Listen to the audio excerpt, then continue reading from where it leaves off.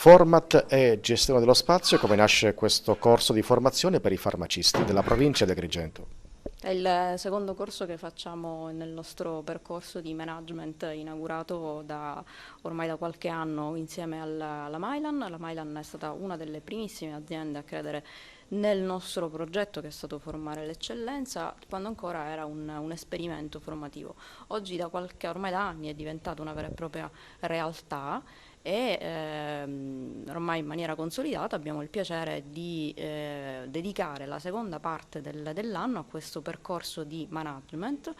In particolar modo il corso di stasera è il corso che a dicembre chiude questo momento, quest'area tematica, quella del management, sarà dedicata al marketing e alla comunicazione in farmacia. Questa sera ospitiamo la professoressa Maria Grazia Cardinali, che è docente di marketing strategico all'Università di Parma. Grazie a questa condivisione, a questa sinergia su cui è proprio basato il nostro network formativo, ha avuto il piacere di riportare ad Agrigento la formazione di alta qualità e docenti di alto profilo e soprattutto di aver riallacciato il confronto con tanti atenei italiani.